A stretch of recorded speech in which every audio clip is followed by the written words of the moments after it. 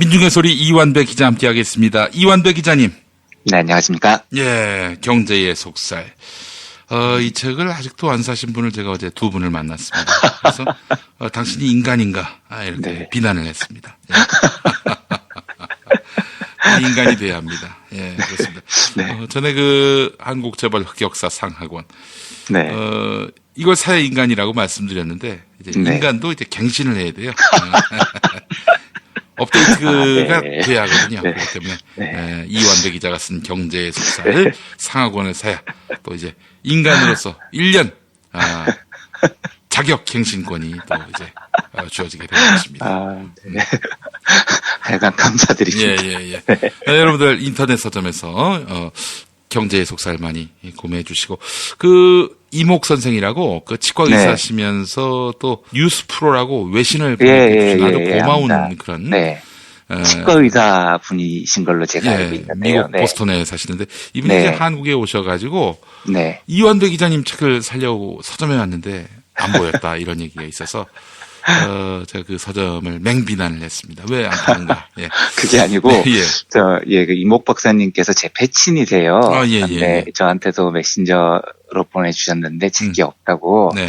그게 저희 잘못입니다. 저희가 수요 예측을 잘못해서 그 책이 좀 모자라서 오프라인 서점에 책을 못 보내고 지금 온라인에서만 판매가 되고 있거든요. 그래서 이목 박사님께서 제가 설명을 드렸는데 그건 저희 잘못이었습니다. 아, 그래요? 알겠습니다. 그렇군요. 이거 지금 우리 그 서점들, 오프라인 서점들이 구원을 받지 못했네요. 안타까운 일입니다. 예, 알겠습니다. 자, 우리 여러분 많이 또 구매해 주시고 많이 사랑해 주시기 바랍니다. 연말 연시에 최고의 선물인 것 같아요. 네. 이완배 기자님의 감사합니다. 그렇게 이야기해 주셔서 많이 사랑해 주시고. 자, 오늘 어떤 이야기 해볼까요? 예, 오늘 깔깔거리고 웃고 시작을 했는데 오늘 전해드릴 이야기는 정말로 슬픈 소식입니다. 아이고, 무슨 이야기 하실지 알 것 같습니다. 네, 짐작이 가시죠. 대한화력발전소에서 홀로 일하던 20대 비정규직 노동자분이 사고로 목숨을 잃었다는 소식입니다. 그저께인 11일 벌어졌던 일이고요. 네. 저는 사실 제보를 들어서 현장 노동자분께요. 이 사건이 언론에 보도되기 전에 먼저 접했는데. 아, 그랬군요. 예, 이야기를 듣는 순간에 너무 처참한 마음이 들어서 뭐라고 표현하기가 좀 힘든 감정을 느꼈습니다. 제가 지난주에 발전노조 이야기를 하면서 지금 남부발전을 비롯해서 5개 화력발전소에서 비정규직 노동자들의 정규직화에 대해서 노조 대 노조, 노노 갈등이 벌어지고 있다는 이야기를 전해드렸죠. 그런데 이번에 사고가 발생한 태안화력발전소는 지난주 이야기 드렸던 그 화력발전소 중에 한 곳입니다. 그리고 비정규직 노동자분들을 어떻게 정규직화할 것이냐, 직고용할 것이냐, 자회사로 돌릴 것이냐, 이 논쟁이 한참 치열하게 벌어지는 중이었습니다. 그런데 이 와중에 25세 곧다운 나이의 노동자 김용균 씨가 비정규직 하청 노동자인 상태로 공장 컨베이어 벨트에 끼어서 목숨을 잃었습니다. 그런데 실제로 언론 보도에도 이분이 벨트에 끼어서 목숨을 잃었다. 혹은 이게 공장 용어로 협착이라고 합니다. 기계에 몸이 끼었다는 뜻입니다. 협착으로 목숨을 잃었다. 이렇게 지금 공식적으로 표현이 되고 있죠. 저도 그렇게 알고 있습니다. 네, 그런데 이분이 컨베이어 벨트에 끼어서 돌아가신 건 맞아요. 맞는데, 협착이 맞는데 그 결과가 너무 참혹해서 언론들이 보도를 못하는 겁니다. 그 결과는요, 참혹하게도 이분이 목이 잘려서 돌아가셨습니다. 제가 이걸 이야기를 할까 말까 많이 망설였는데, 이게 이야기를 드리는 게 맞는 것 같습니다. 이 이야기를 듣는 순간에 제가 나이가 50 가까이 된 기성세대의 한 명으로서 정말 뭐라고 말을 못 하겠더라고요. 그러니까 발견하는 순간에 응급조치가 필요가 없었던 겁니다. 목이 잘려서 돌아가셨으니까요. 이 25세 젊은 노동자분은요, 입사한 지 2개월도 안 된 분이셨습니다. 아직도 수습기간 혹은 견습기간이라고 불렸던 기간이었습니다. 그런데 그 기간에 목이 잘려서 돌아가셨어요. 이게 참 슬프고 참혹하지만 우리가 정말로 외면하지 말아야 될 현실인 겁니다. 이분이 전문대를 졸업하고 군대를 갔다 온 다음에 비정규직이지만 마침내 취직을 한 겁니다. 그런데 이렇게 돌아가셨습니다. 이걸 뭐라고 표현을 해야 되겠습니까? 지금부터 오늘 내일 이틀 동안요, 이 참혹한 사태가 왜 벌어졌는지 천천히 살펴볼 생각입니다. 그런데 그 전에 미리 한 가지 짚고 넘어갈 게 있습니다. 사고가 난 태안발전소는 한국서부발전 소속이고요. 예. 지난주에도 말씀드렸지만 한전 소속이었다가 분리가 된 공기업입니다. 그 분리된 5개 회사 중 한 곳이죠. 예. 그런데 이 공기업에서 사고가 난 다음에 회사가 노동자들에게 제일 먼저 한 일이 뭐냐면 입단속을 시킨 겁니다. 입단속을 시켰어요. 예. 팀장급들이 노동자들한테 전화를 돌려서 밑에 사람 입단속부터 해라. 기자들이 물어보면 아무것도 대답하지 마라. 이 지랄을 오전에 했다는 겁니다. 아, 진짜. 25세 꽃다운 청춘이 니들이 일하는 공장에서 목이 잘려서 목숨을 잃었어요. 그러면 애도하고 슬퍼하는 게 사람의 본능적인 감정인 겁니다. 그리고 사람이 진심으로 애도하고 슬퍼하면 이 사고가 새벽 3시 반쯤에 알려졌는데 절대로 팀장들이 오전에 전화를 돌려서 노동자들한테 입단속해라거나 기자들 보면 아무것도 모른다고 하라거나 이런 말을 할 수가 없는 거예요. 감정이 있는 사람이라면요. 예. 그리고 입단속해서 어쩔 건데요. 뭐 숨기겠다는 겁니까? 뭡니까? 그게 숨겨져요? 그리고 이게 끝이 아닙니다. 사람이 목이 잘려서 죽었으니 당연히 고용노동부가 공장 가동을 전면 중단시킵니다. 예. 그런데 그곳 하청업체 중 한 곳이 노동자들한테 이렇게 지시를 했다는 겁니다. 지금은 공장 가동이 전면 중단됐지만 조만간 풀릴지도 모르니까 너희들은 작업 중단된 시간 동안 풀리면 뭐부터 자발적으로 할지 준비하고 있어라. 이런 통보를 했다는 거예요. 미친 새끼들 아닙니까? 사람이 공장에서 죽었는데 그것도 목이 잘려서 죽었습니다. 그러면 그걸 노동자들이 두 눈 똑바로 뜨고 본 분들도 있고요.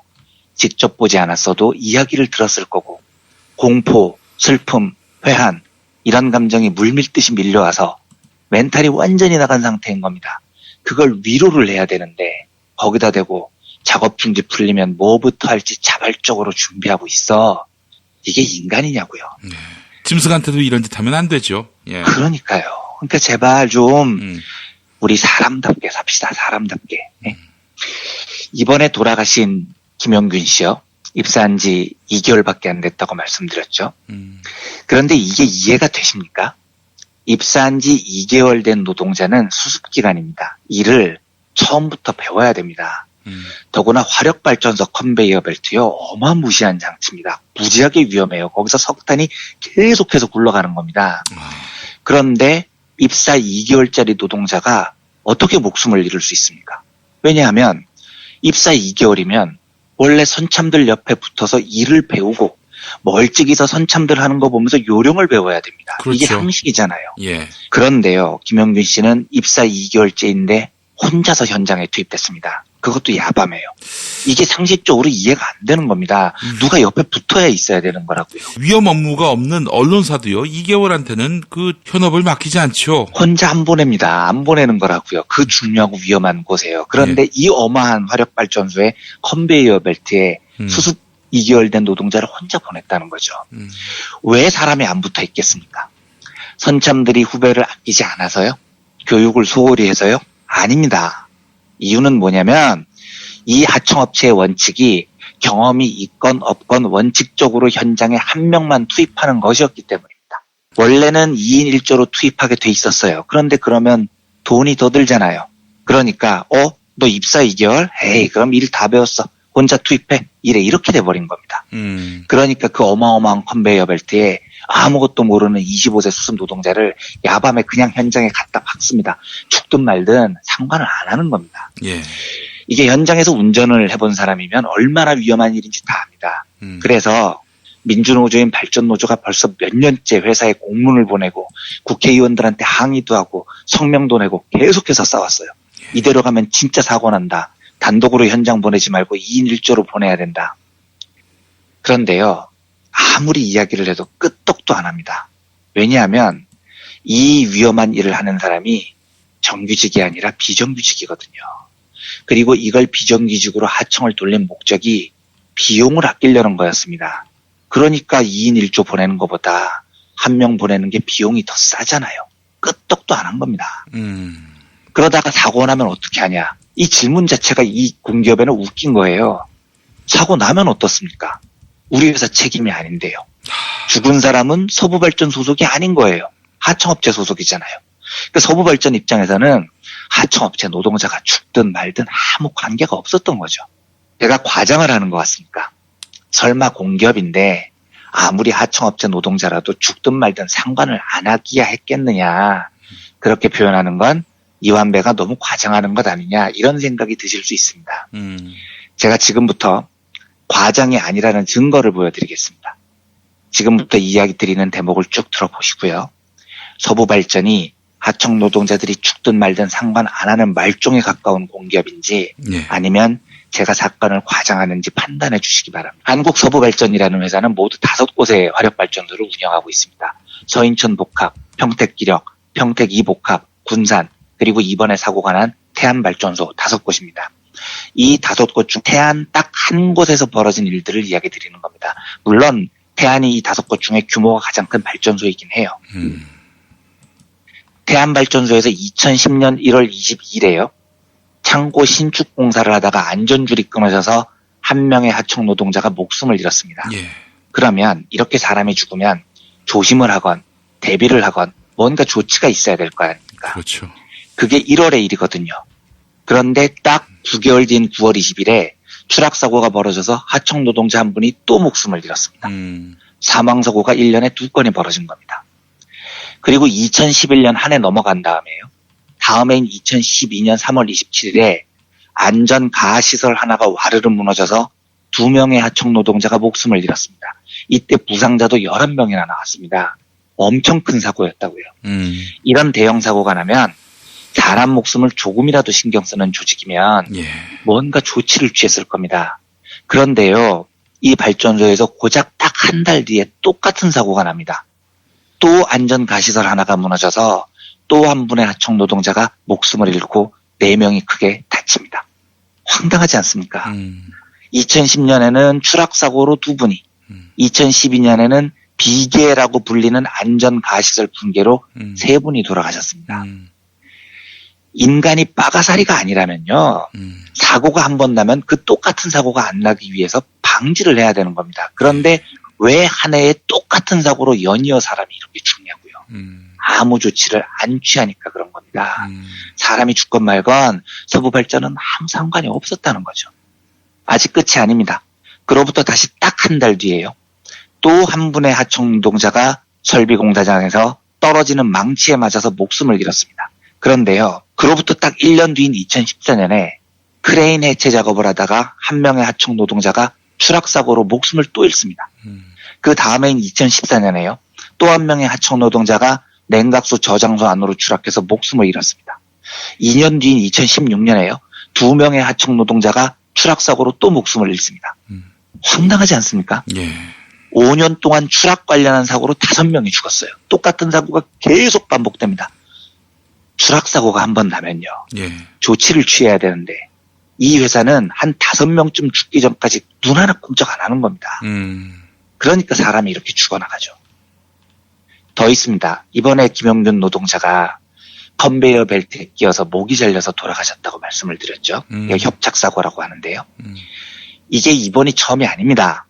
1년 전인 작년 11월에 또 한 분의 하청 노동자가 똑같이 벨트에 몸이 끼는 협착사고로 목숨을 잃었습니다.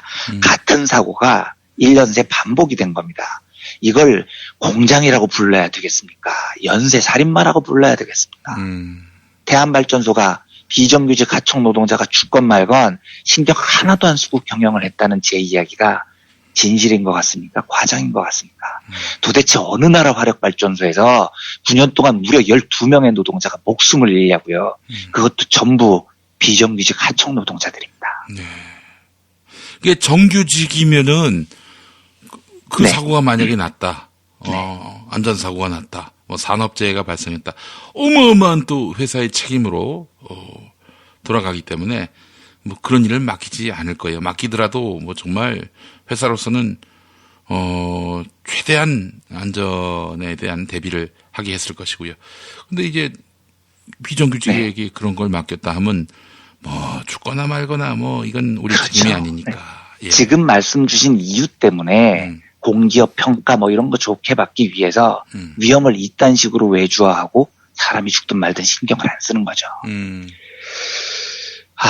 비용 절감한다고 2인 1조로 투입해야 하는 그 위험한 현장에 25살 고작 수습 2개월 기간을 거친 노동자를 야밤에 홀로 투입을 했죠. 그래서 그 노동자가 목이 잘려서 시체로 돌아왔는데 하는 짓이 입단속하라 이 자빠져 있고요. 고용노동부가 공장 가동을 중단시켰더니 야 언제 풀릴지 모르니까 뭘 자발적으로 할지 준비하고 있어 이 지랄을 하고 있었다는 거 아닙니까? 제가 쌍욕이 나올 것 같은 걸 지금 꼭꼭 참고 브리핑을 드립니다만 서부발전한테 물어보고 싶은 게 하나 있습니다. 이거 제가 좀 알아야 되겠습니다. 예. 지금 이 짓을 하는 이유가 공기업인 서부발전이 돈을 더 많이 벌겠다고 한 짓이잖아요. 네. 이익률을 높이고 그러면 공기업 평가에서 더 좋은 점수 얻고 간부들 승진도 많이 하고 CEO도 연임할 수 있고 뭐 지금 이따위 것들을 얻기 위해서 위험을 외주하는 거잖아요. 그러면 하나 물어봅시다. 그래서 9년 동안 12명의 하청 노동자가 목숨을 잃었는데 그 대가로 도대체 얼마 벌었습니까? 비용 얼마나 아꼈어요? 예. 비정규직 노동자 12명 목숨값이 얼마였습니까? 이 살인의 구판을 벌여놓고 도대체 어떤 새끼들이 승진해서 간부 자리 차지하고 앉아있냐고요. 저 좀 알아야 되겠습니다. 한 명 죽으면 이익이 1억 원 늘어요? 아니면 2억 원이 늘어요? 이 새끼들이 정말 장난합니까? 공장에서 매년 노동자들이 한두 명씩 꼭 죽어나가는데 이걸 효율이라고 부르고 자빠져 있어요. 이 새끼들이. 예. 사고가 한 번 나야 사고죠. 같은 사고가 9년 동안 10여 차례 반복되면 그건 의도적인 살인인 겁니다. 예. 정치자 여러분들께 간곡하게 부탁드립니다. 이 청년 노동자의 안타까운 죽음을 함께 슬퍼해 주시기를 간청드립니다. 예, 그리고 더 이상 우리 동생, 우리 자식들이 이 위험한 현장에 비정규직 하청 노동자로 목숨을 걸고 투입이 되는 미친 짓이 멈춰야 되지 않겠습니까? 그렇습니다. 예, 제발 이제는 이 일을 제발 멈추자고 함께 목소리를 높여주셨으면 합니다. 예, 오늘 이 정도로 정리하고요. 내일은 이어서 발전회사에서 공공연하게 벌어지고 있는 불법 파견 문제를 내일 이어서 다뤄보겠습니다. 예. 얼마 전인가 이런 얘기 들었습니다. 20대는 성매매할 때만 몸값이 높다. 네. 예. 네. 그 이제 그렇지 않은 곳에서는 네. 헐값, 똥값이란 얘기죠. 예. 그러니까요. 네. 이런 20대들 아이고 뭐 젊어서 고생은 뭐 사서도 한다는데 이런 식으로 얘기한다든지 아우 그렇지 않습니다. 이런 식으로 해서 이 됩니다. 청년들에게 이런 기성 세대가 몹쓸 짓 하면요 노인 혐오 일어납니다. 노인 혐오 일어나면은 나중에 이 세대들이 기성 세대 됐을 때 당신들 왜 살아서 밥을 축내냐 이런 얘기할 것이고요. 고스란히 당합니다. 이런 걸 좀 감안을 해야 돼요. 지금 20대들한테 잘 대접해줘야 우리 기성세대들이 나중에 노후를 안녕하게 보낼 수 있는 겁니다. 이런 인식들이 없이 그냥 뭐 잘 모르는 애들이니 뭐 이러니 그냥 싸게 쓰려고 하는 이런 뭐 떼먹은 심보 그래놓고 또 죽으면 뭐 그것뿐이지 이래버리는 이 심보 이거 바꾸지 않으면 정말 엄청난 부메랑을 맞는다는 사실만은 좀 안고 살았으면 좋겠다 하는 마음을 가졌습니다. 예. 네, 그렇습니다. 네, 이원배 기자님 오늘 말씀 잘 들었습니다. 네, 감사합니다.